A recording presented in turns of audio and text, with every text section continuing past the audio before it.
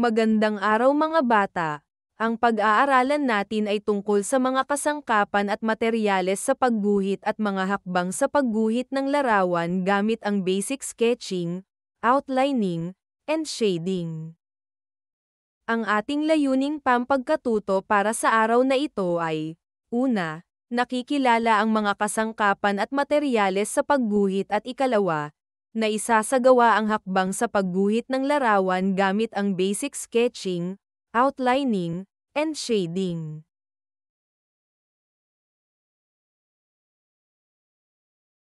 Magbalik-aral muna tayo. Pumili sa mga sumusunod na tungkuling pantahanan na lagi mong ginagawa o iniuutos sa iyo ng iyong magulang. Ibahagi sa klase ang mga hakbang na dapat gawin sa iyong napiling tungkuling pantahanan.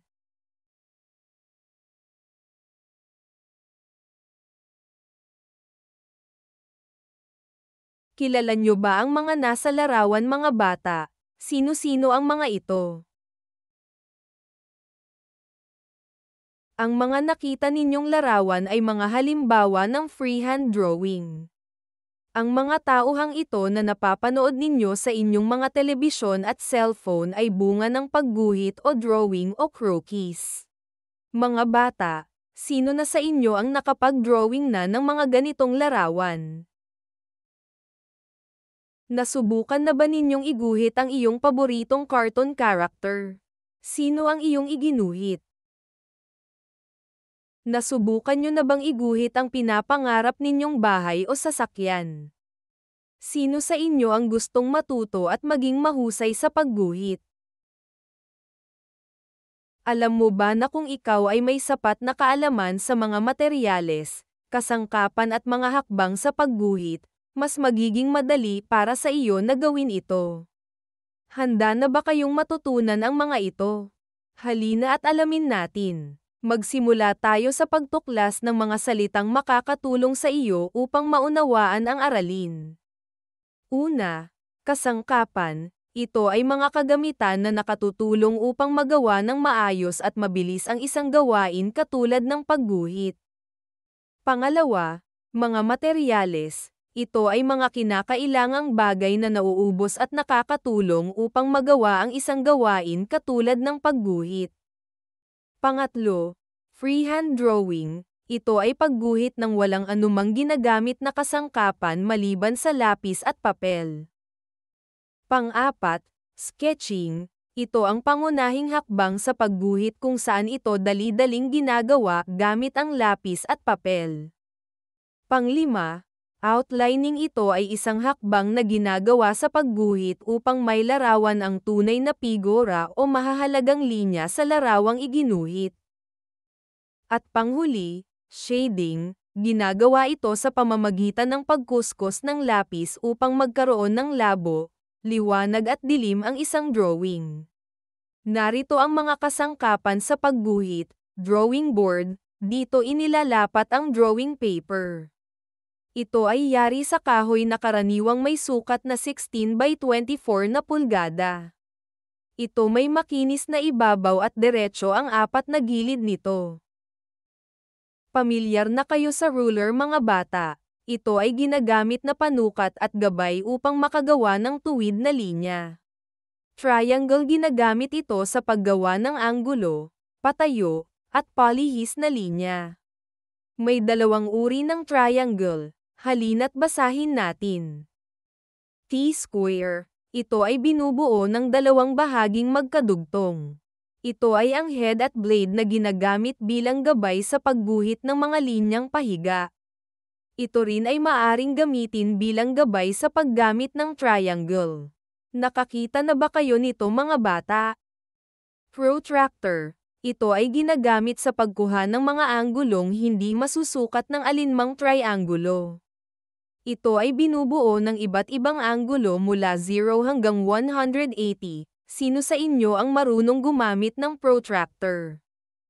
Pamilyar ba kayo sa compass? Ang compass ay ginagamit upang makagawa ng mga hugis bilog at arco. Ito ay binubuo ng lapis at bahaging matulis. Divider. Ito ay ginagamit sa paglilipat ng sukat at paghahati-hati ng linya. Hindi ito katulad ng kompas na lapis ang isang bahagi. Ito ay binubuo ng dalawang matulis na bahagi. French curve. Ito ay ginagamit upang makagawa ng kurbang linya. Ito ay maaaring gawa sa kahoy, plastik, o metal. Ang susunod na tatalakayin naman natin ay ang mga materyales sa pagguhit. Una ay ang lapis. Ito ang pangunahing materyales upang makagawa ng drawing. Ito ay may iba't ibang grado mula 6H na pinakampusyaw hanggang 8B na pinakamaitim ang sulat. Ang HB ang karaniwang ginagamit sa pagguhit.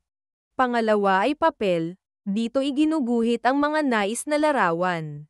Ito ay inilalapat sa drawing board upang maging maayos ang pagdodrawing. Pangatlo, masking tape. Ito ay pandikit na gawa sa papel. Ginagamit ito upang maidikit ang papel sa drawing board.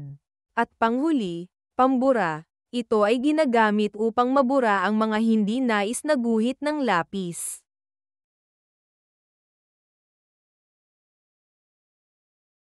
Magkakaroon tayo ng quiz B tungkol sa mga kasangkapan at materyales sa pagguhit na ating tinalakay.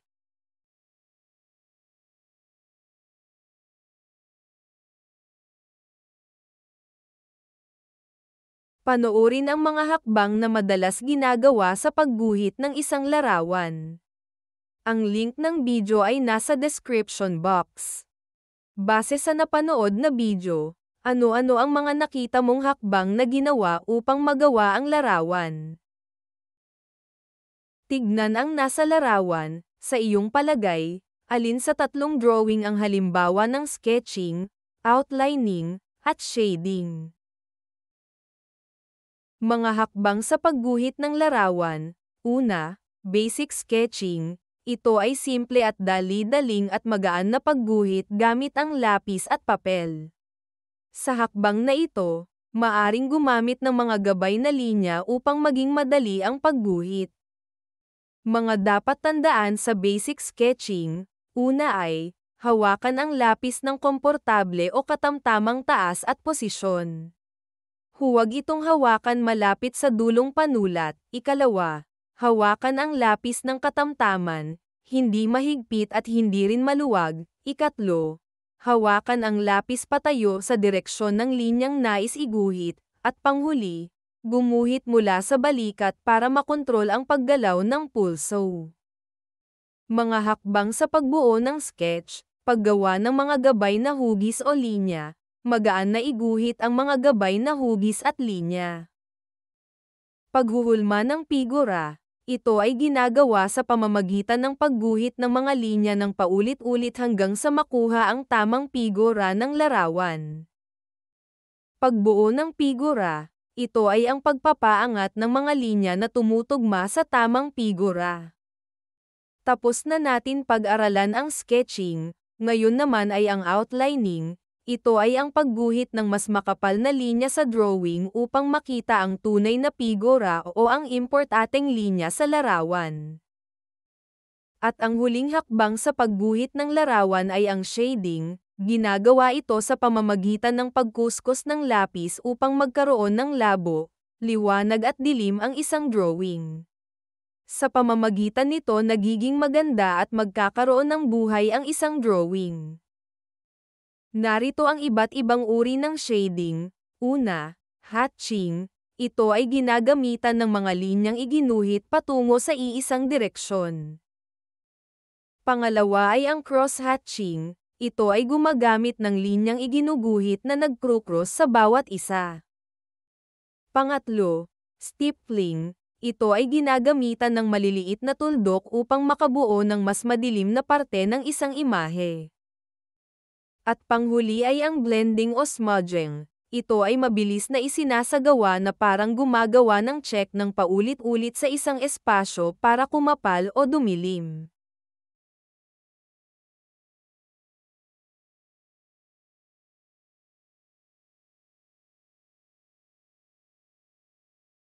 Gawin natin ang ikalawang gawain.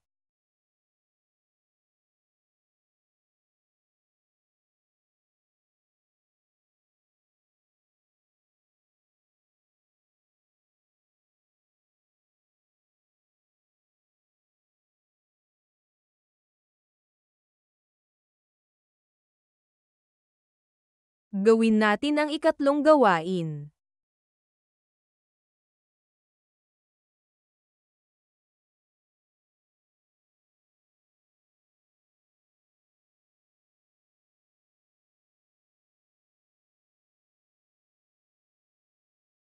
Maghanap ng kaparehas at itanong ang mga sumusunod na tanong.